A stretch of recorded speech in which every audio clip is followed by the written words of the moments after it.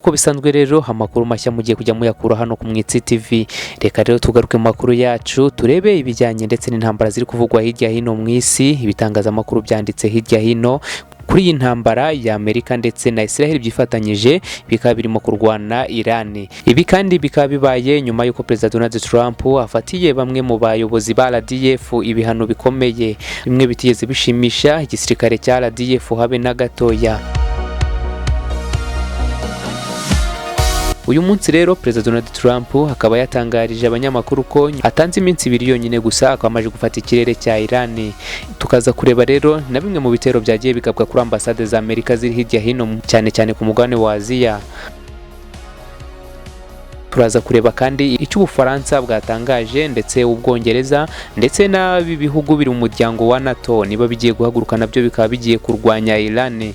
Ibi kandi rero bikaba bibaye nyuma y'uko nanone Ubushinwa ndetse na Uburusiya byatangaje ko byo bitifuza izi ntambara, biri gusaba ko Amerika ndetse na Israel byareka iyi ntambara bikareka kuma kurwana na Iran. Ariko Amerika yo mu kubasubiza ikaba yababwiye yuko idakeneye abayivangira mu ntambara, nta hantu hamwe bahuriye n'iyi ntambara. Ibi byose rero akaba ari byo tugiye kugaruka mu makuru yacu y'uyu munsi. Nkwibutsa aho utarakora subscribe ku Mwitsi TV, gerageza uyikore ndetse ukoresha na comment kugira ngo ukomeze ubane natwe.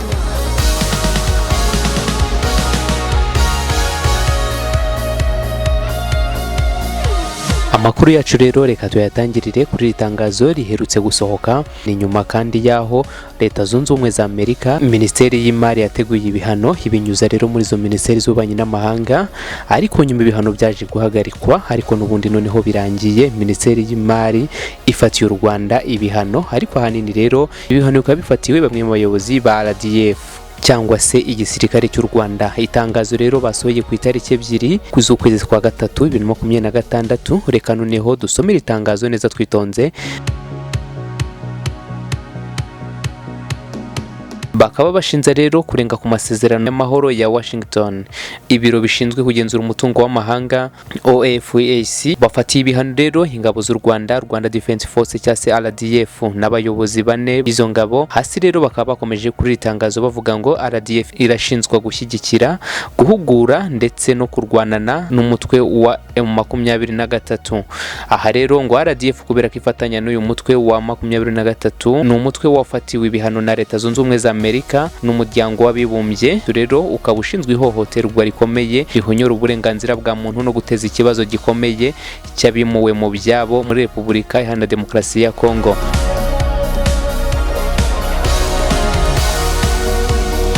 Aha kandi muri ritangazo bakaba bakomeje gushinza RDF ko yashyigikiye igisirikare cya M23 mu gufata ibice bigiye bitandukanye harimo nka Goma ndetse Bukavu ndetse n'ahandi hantu h'ingenzi hacukurwa amabuye y'agaciro. Aha M23 rero ngo kugira ngo ibera hafashe kabara yashyigikiwe na RDF. Bakaba bakomeza kuvuga ko rero ibitero bya M23 muri Kongo ntacyo byari kugeraho iyo hatabaho ubufatanyacyaha bw'ingabo za RDF.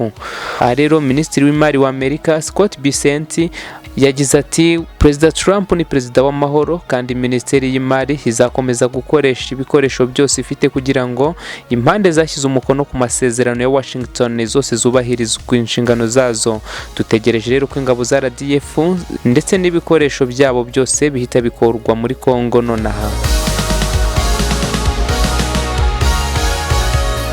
Bakomeje hasi bavuga ngo hashize iminsi mikeya Donald J. Trump yakiriye perezida wa Kongo Felix Tshisekedi ndetse na perezida w'u Rwanda Paul Kagame mu gushyira umukono ku itangazo rihuriweho ku masezerano ya Washington. Amusaniro akaba yaragamije amahoro n'iterambere. M23 rero yafashe umujyi wa Uvira uri ku mupaka wa Kongo n'u Burundi. Icyo gikorwa rero cya gisirikare kikaba cyarateje impfu z'abasivile.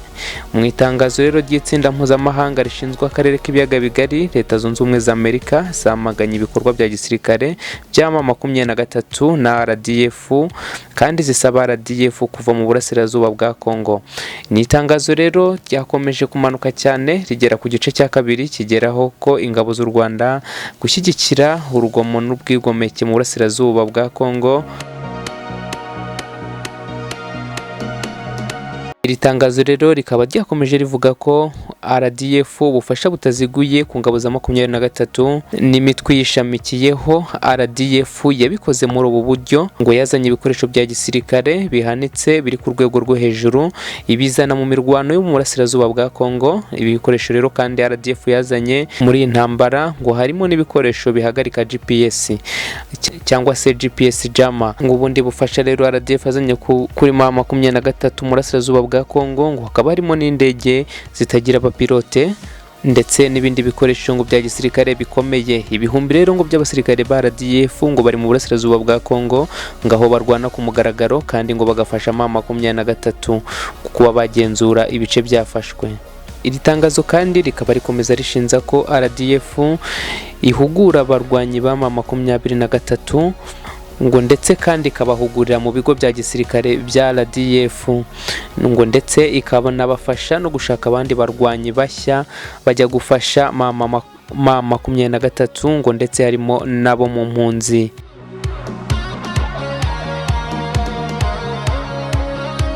Hasi rero itangazo ko ryakomeje ivuga ko ku bufasha bwa RDF 23 yakoze ubwicanyi butanyuze mu mategeko, ifata abantu mu buryo bunyuranyije n'amategeko kandi ikaba yarakoze iyicarubozo. Ibyo byose rero ikaba yarabikoze ifatanyije na RDF.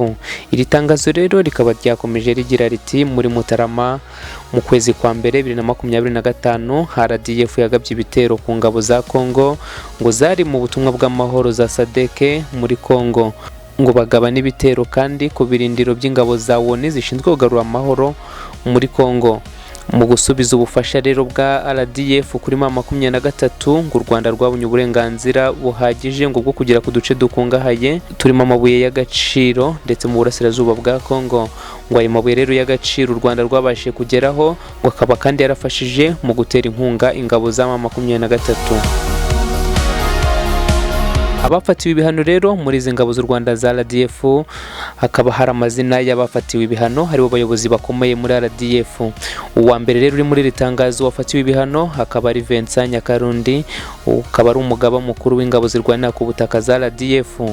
Luki Karusisi akaba nawe ari General Major, akaba n'umuyobozi w'ingabo z'agace ka 5 ka RDF. Uyu nawe akaba yarafatiwe ibihano. Mubaraka Muganga umugaba mukuru w'ingabo z'u Rwanda nawe akaba yafatiwe ibihano. Stanislas Gashugi akaba ari umuyobozi w'ingabo z'ibikorwa bidasanzwe za RDF nawe kandi akaba yafatiwe ibihano. Hasi rero bakomeje bavuga ngo RDF ifatiwe ibihano hashingiwe ku itegeko nshinga rya Perezida 13 kane rimwe ryavuguruwe na 13/671 kubera ibikorwa bibangamira amahoro, umutekano n'ituze bya Kongo no gutanga ubufasha bwa gisirikare, ibikoresho n'inkunga kuri 23. Abo bayobozi rero bavuzwe hejuru nabo kandi bakaba bafatiwe ibihano kubera kuyobora RDF. Iri tangazo rero rikaba ryakomeje hasi rivuga ingingo zigize bino bihano.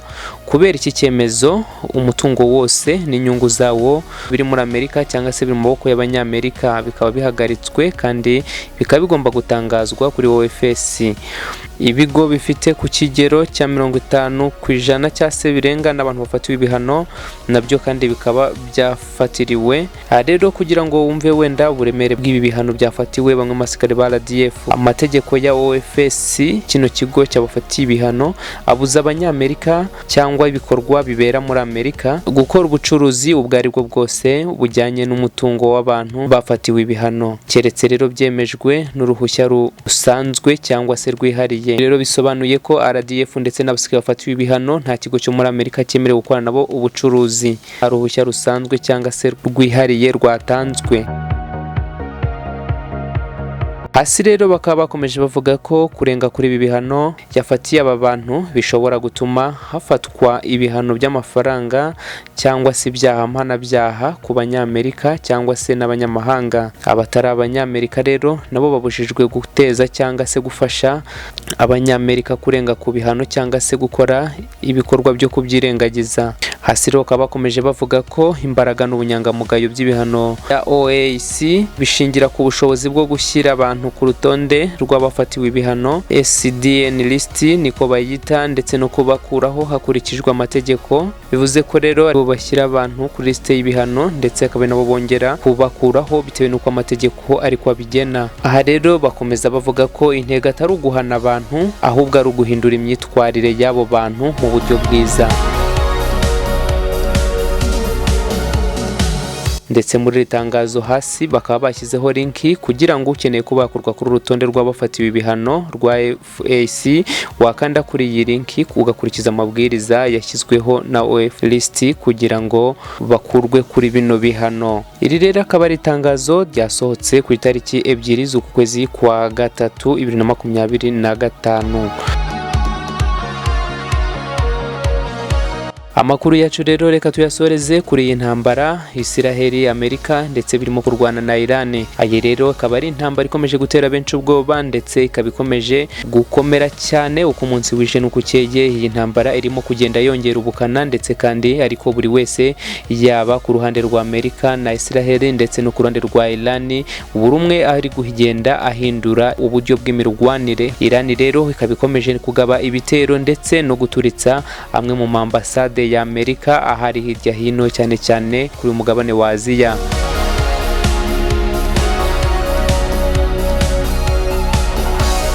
Uyu munsi rero Perezida Donald Trump hakaba yatangarije itangazamakuru ko abahaye iminsi 2 yonyine gusa hakaba amaje gufata ikirere cya Iran, hakaba nta ndege cyangwa se ikindi kintu cyari cyo cyose cyemerewe kuzaba gitembera muri kino kirere cya Iran. Mu kanya rero tukaba tugiye kugaruka tubabwira ko Iran irimo kurohereza drone ihagaze $20,000 Isiraheli na Amerika rero kugira ngo bibashe kuba byahagarika iyo drone cyangwa se icyo gisasu gikorewe n'iyo drone yibarasheho, bikaba bibasaba bo kizimya bakoresha igisasu gihagaze amamiliyoni n'amamiliyoni y'amadolari. Urumva ko rero ni ibintu bitoroshye cyane, turaje kutubigaruka mu kanya tubyinjemo tubisesengura turusheho kubaha amakuru meza kandi menshi agezweho. Nta handi rero mwayasanga uretse hano ku Mwitsi. Nyamuneka niba utarakora subscribe ugikore kugira ngo urusheho kudushyigikira ndetse kandi tubane gatanu ku kandi amakuru ukomeze kujya yabona mashyashya ukwaje nta handi uragiye yakura uretse hano ku Mwitsi.